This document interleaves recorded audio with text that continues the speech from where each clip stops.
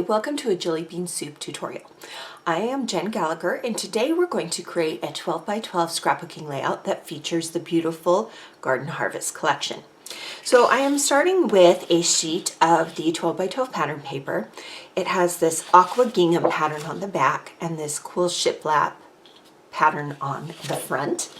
And to the center of that, I have a white piece of cardstock that I've cut to 11 by 11 inches square.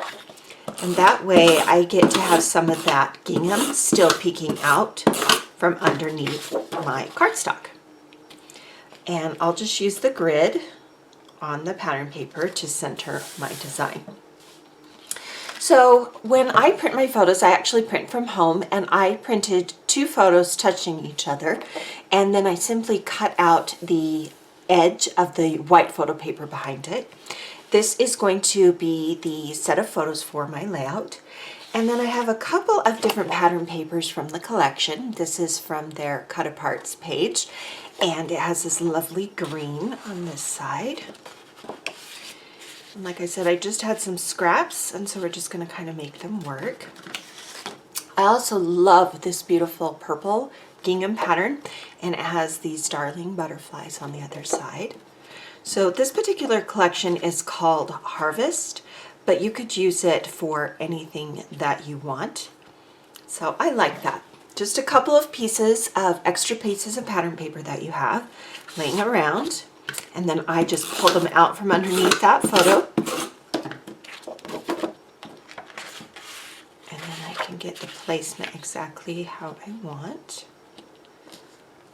We just want to make sure that it matches the width here on this edge. Then we can do the purple. I store my paper pattern scraps by either color or collection. So since this is Jillibean Soup, I store all of my Jillibean Soup collections together as one collection, and then I pull it out as I like. So now we can add our large photo. I use the HP Advanced photo paper. It works really well, and it's a glossy. I like the glossy. It makes my colors a little more saturated. And then I have a strip of this pattern paper that has these beautiful coral butterflies. And you can't see it very well, but on one side it has some farmhouse signs. Really, really cute. So this one is about the same width as my cardstock, and I'm going to cut it down a little bit. First thing I'm going to do is on the right side, I'm going to notch the ends, and that's just cutting out a triangle. And then I'm going to use my scissors and cut off about 1/2 inch, and then we'll see how that looks. I like that. Now I love adding texture to my page, and an inexpensive way to do that, this is just crochet twine. It comes in a variety of thicknesses. This particular one is actually pretty thick. It does come more thin if you like it more thin, and it comes in a variety of colors. It's an inexpensive way to add texture to your layouts and cards, and I do it quite frequently. So I'm wrapping it around that butterfly strip about 4 or 5 times, and then we'll tie it into a bow. And then once I get the bow how I like, I'll trim off any excess pieces of twine that I don't need. And before I glue it down, I'll look again at the placement, how I like it, and I like it. So we can go ahead and add that. I'm using some dot runner adhesive. You could use whatever adhesive you like, and I'm just covering that bottom edge of the photo, and then making sure my pointed edge is over here on the side. Now I'm going to take some of the Pea Pod Parts, and these come 2 different ways. You can get them as a package like this, and it shows you all the different ones on the back side, or if you buy the collection kit, you can actually punch them out. So this is one of the tags from the Pea Pod Parts, and to the top I've tied some twine, more of that crochet twine. And when I create a cluster, I like my pieces to touch. So you can see here that this tag slightly overlaps the purple here, and I like how that looks.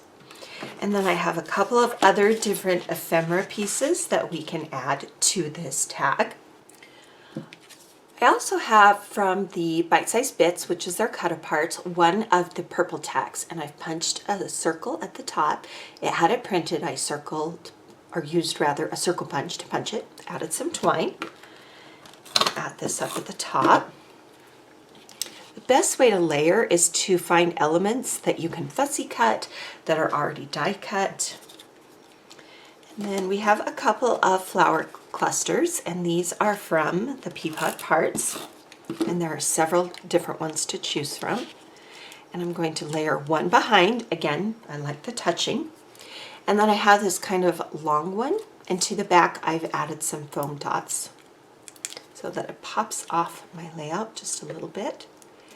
And I'm going to turn it so it's almost like a photo corner.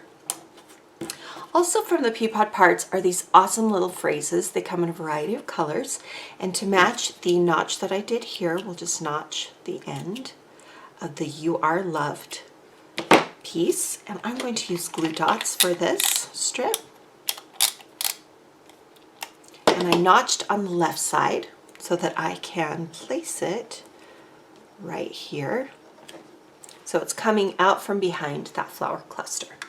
Now I have an additional tag from the Bite Size Bits paper that I cut out, and I know a lot of people think tags need to go so that the twine is at the top, but it looks really, really cute if you turn the tag over. Lift that up, place that down. So this is kind of an upside down tag, and the reason why I do that, it's going to move the eye across this page like this. So I have another flower cluster, and here are my foam dots. These are from American Crafts. You can use foam squares, whatever you like. I only put a few on there. And then put that overlapping. And again, I want to make sure that the purple is overlapped, the pink is overlapped, so it's all kind of touching.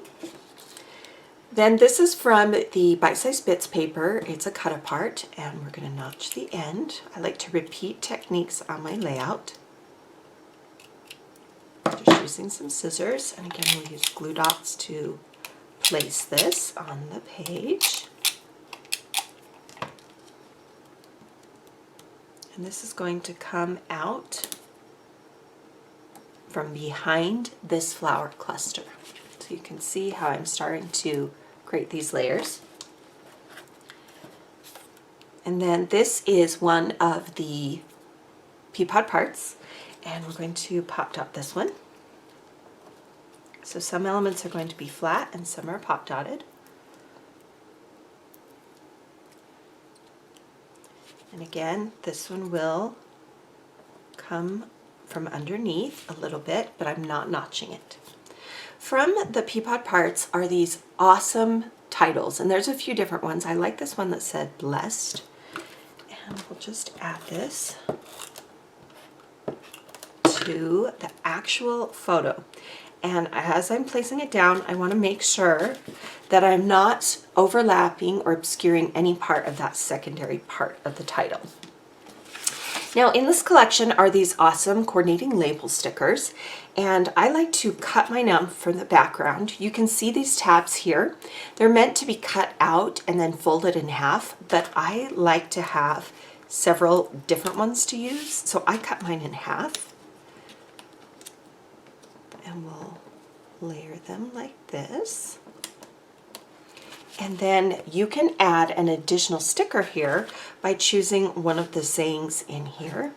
The key is to make sure you get a word that is a good fit for your layout as well as fits on the label. And I'm going to use the word "remember." All right, then we have the enamel shapes, and you can see here there are butterflies as well as enamel dots, and I've used several of these. And I think we'll use some butterflies on this particular one in the coral.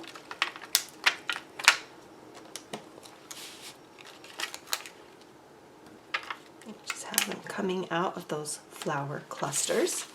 And then what is left is an area down here for the journaling. And you can do either handwritten journaling or printed journaling. And I'm going to do some printed journaling. So I've printed mine out on craft cardstock. And I like craft because To me, it feels like a neutral. So make sure that you arrange your strips in the order that they go in. I had a few times where I have done it in the wrong order. So just make sure you get them in the order that you want. And then for a strip like this, I typically use just a couple of glue dots. I don't want them wiggling anywhere once I get them in my scrapbooking album. And again, we'll start by touching the elements that I already have. And I have 4 strips here. And we'll just start to fill in some of that white space here at the bottom. So there's a nice balance between these two items. So think about clusters and how they can work together. Mine are functioning almost like really large photo corner clusters. So that's kind of a fun approach. All right, now that we have the journaling strips on, I want to bring in a little bit more craft to the layout. So I have some photo corners from ThermoWeb. This is craft. I'm just going to add them around the layout, and this kind of gives that white cardstock a little bit more weight. Plus it brings in that craft color a little bit more.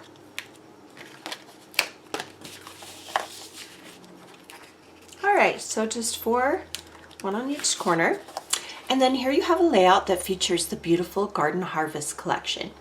If you like this layout and this video tutorial, be sure to subscribe to our YouTube channel and visit jillibeansoup.com for additional inspiration.